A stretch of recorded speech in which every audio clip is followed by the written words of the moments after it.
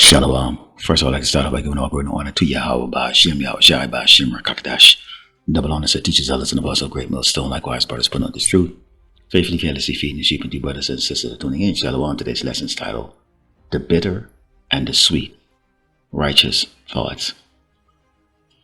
Let's start off with our first scripture. This is the book of Revelation 10, starting with verse 8. And you'll hear in this part, John the Revelator speaking about his encounter with an angel and his experience. Okay, it reads, "And the voice which I heard from heaven spake unto me again, and said, Go and take the little book which is open in the hand of the angel which standeth upon the sea and upon the earth. And I went unto the angel and said unto him, Give me the little book. And he said unto me, Take it and eat it up, and it shall make thy belly bitter, but it shall be in thy mouth sweet as honey. And I took the little book out of the angel's hand and ate it up, and it was in my mouth sweet as honey. And as soon as I had eaten it, my belly was bitter. And he said unto me, Thou must prophesy again before many peoples and nations and tongues and kings." Now, when you come into this truth, and you find out you're a Hebrew Israelite, you're the chosen people of the Lord, Yahweh Shema Shai, who the word ignorantly called God and Jesus, it's always joyous. You want to tell everybody, I'm a Hebrew Israelite. I'm the true biblical Hebrew Israelite. And it's very sweet. Okay, you find out that you're not just an African American or a Native American or a Latino, Hispanic, or whatever else that they call us on this earth. Okay, and you start to think a little bit better of yourself because you're not just some bottom feeder. Okay, even though we are in that condition. And that's sweet. However, there's changes that must be applied. Okay, and this is nothing new. Okay, now we're going to start off with the bitter. Okay, knowing who we are. Okay, and this is the bitter.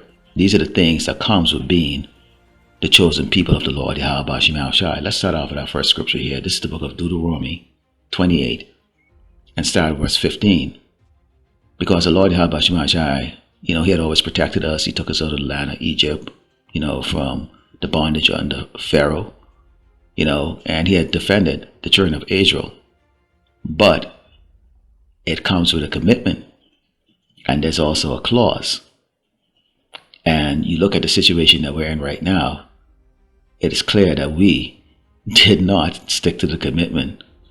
All right, let's go into verse 15. It reads, "But it shall come to pass, if thou wilt not hearken unto the voice of the Lord, Yahweh Shema Shai, thy power, to observe to do all his commandments and his statutes, which I command thee this day, that all these curses shall come upon thee and overtake thee."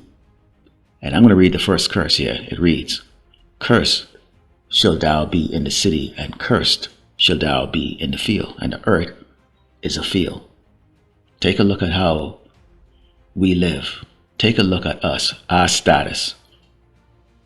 Look at how the rest of these tribes on this earth look at us. And to make matters worse, of course, when you go through the rest of the chapter, okay, all these curses are listed. Okay, and the one thing you would see is that there is an antagonist that up to the very end is going to impose all of these curses on us on this earth. And who is that? Well, let's go into Genesis 27 and 41, because we know what took place. Okay, we got the blessing. Okay, and this hairy red man did not, and he's still pissed to this day. But he had made a promise back then, which he's delivering well on his promise to this day. It reads, "And Esau, the so-called white man, hated Jacob, 12th tribe of Israel, because of the blessing wherewith his father blessed him. And Esau said in his heart, The days of mourning for my father are at hand.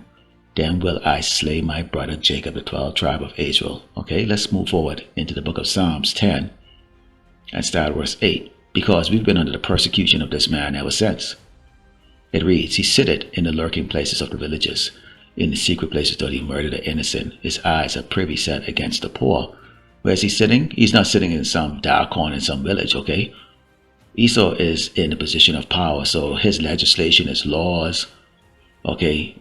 Him being the ruler, the king, he creates, okay, scenes or scenarios in which we fall, okay, victim to. All these laws, okay, that Esau created is so that he can some way somehow justify the killing of the children of Israel. Continue, it says, he lied and wait secretly as a lion in his den. He lied and wait to catch the poor. He does catch the poor when he draweth him in his net. 1 minute he speaks nice. He gets our people to go there march for equal rights. He's already convinced our people that we are below him. We are below all the other tribes. If you do this, if you do that, you can get this, you can get that. And our people fall for it. We all have fallen for it. We even believe in his so-called white God. Okay? Jesus, the Christ. Okay? We bought into all his lies. Because the judgment, the curses that are on us, okay, pursuant to Deuteronomy 28, was so significant, and we've been beat down again and again and again. Each time we die and we are resurrected back into a new body, we just continue on in the curses, in the judgments. And we are a beaten down people. We are in our lowest state right now here in Great Babylon, America, and across this earth. Our people are gone. Let's go to Jeremiah 50 and verse 33. It reads, thus said the Lord of hosts, Yahweh Shemashai, the children of Israel and the children of Judah were oppressed together, and all that took them captive held them fast and refused to let them go. We're still in captivity. And if you want to argue against that, then why the hell is this doggone so-called white man building thousands of detention centers right now? Wasn't the goal to just put people on a plane that don't belong here in America according to them and send them back to their homeland? No, he's not doing that.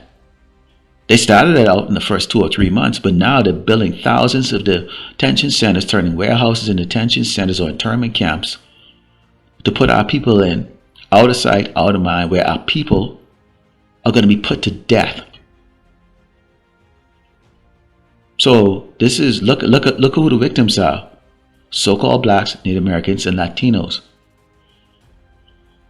Let's go to 2nd Ezra 16 and start with 68. Tell me this is not happening right now. This is the bitter. For behold, the burning rod of a great multitude is kindled over you, and they shall take away certain of you and feed you, being idle with things offered unto idols. And they that consent unto them shall be had in derision and in reproach, and trodden under foot. For there shall be in every place and in the next cities a great insurrection upon those that fear the Lord. They shall be like madmen, sparing none, but still spoiling and destroying those that fear the Lord. So there's, how many times you have to see the videos? Them jumping on the black vans, okay, grabbing up Jakes, beating Jakes down. And this is just the beginning. Wait till these grid goes down. And they're going under the cover of night. And they get those night goggles on. You know, those drones flying over the sky. They can see through walls. We're going through a horror show. And it's about to get worse. But this is part of being the children of Israel. The bitter. Keep in mind, there was a clause. And we did not follow the commandments that the Lord Yahweh Shemashai set for us. So guess what? This is the result of it. Let's go to Jeremiah 30, Psalm 60 says, ask ye now and see whether a man doth travail with child. Wherefore do I see every man with his hands on his loins as a woman in travail, and all faces are turned into paleness. Now, in islands we used to call this, you know, boy, you standing up there with your hand in your kimber, meaning your hand on your side like a woman. Okay? Because the fear that is going to be brought upon us is going to be that great. Men are going to be like doggone women. It says, alas, for that day is great, so that none is like it. It is even the time of Jacob's trouble, but he shall be saved out of it. So, the bitter, we have to follow the commandments. If we don't, those blessings will turn into curses. And spearheading those judgments on us is Esau, the Edomite, the so-called white man that the Lord has set up to execute his wrath upon us. But as I just read to you, it says, it is even the time of Jacob's trouble, but he shall be saved out of it. Pursuant to Zechariah 13:8, 2/3 of our people must die, but 1/3 will be saved. So now we're moving into the sweet part. Let's talk about the sweet. Because remember, this is about the bitter and the sweet. Righteous thought, this is what goes through our head daily. I know it goes through my head daily. Okay? This is Deuteronomy 7:6. It reads, for thou art a holy people unto the Lord, Yahweh Shai, thy power. The Lord, Yahweh Shai, thy power, hath chosen thee to be a special people unto himself above all people that are upon the face of the earth. So, see, we have to keep that in our mind, that we are special. Despite the fact of what everybody says, even most of our people, the 2/3, they don't believe they're Hebrew Israelites.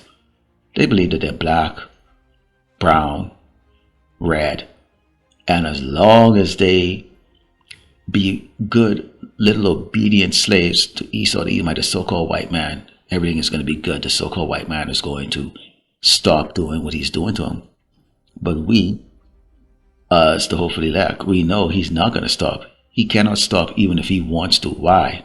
We're going to continue on because most of the sweet that we, as the hopefully elect, especially the man of the Lord, tasting or experiencing is Esau the Edomite, so-called white man's judgment. Let's go into the book of Psalms 37 and start at verse 8. It reads, cease from anger and forsake wrath. Fret not thyself in the wise to do evil. For evildoers should be cut off, but those that wait upon the Lord, Yahweh Shai, they shall inherit the earth. For yet a little while, and the wicked shall not be. Yea, though thou shalt diligently consider his place, and it shall not be. But the meek shall inherit the earth, and shall delight themselves in the abundance of peace. Who are the meek? Us, so-called blacks, Native Americans, and Latinos, whose seed line goes back to Abraham, Isaac, and Jacob, and also the scattered flock out there across this earth, who may look like the so-called Japanese, Chinese, Middle Eastern, Africans, whatever, okay? They're meek.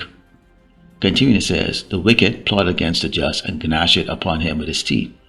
The Lord shall laugh at him, for he seeth that his day is coming. What day is coming?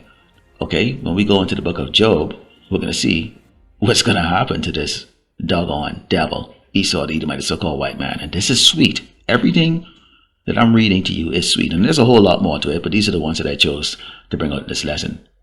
This is Job 21, down verse 29 reads, have ye not asked them that go by the way, and do ye not know their tokens, that the wicked is reserved to the day of destruction? They should be brought forward to the day of wrath. And who is the wicked? Okay, as we know, the earth is given into the hands of the wicked, and the wicked is none other than the so-called white man. Okay, Esau the Edomite. So we know the Lord Yahweh Shai has great wrath for him and destruction. Just like how this man has persecuted us, and this is the bitter that we have to deal with, we know that the Lord Yahweh Shai is going to persecute and judge his ass, and that is sweet. It's sweet to me. Let's go into the book of Romans 9 and start verse 13, because I love this. I really love this. I love this one. As it is written, Jacob have I loved, the 12 tribe of Israel, but Esau the Edomite, the so-called white man, those crackers, have I hated. What shall we say then? Is it their unrighteousness with power? Power forbid. For he said to Moses, I will have mercy on whom I will have mercy, and I will have compassion on whom I have compassion. So he's going to have compassion and mercy on us, moi, but not Esau, not them. You see? This is Ezekiel 35 and start verse 4. And this is what we do every day when we preach. We let Esau know this.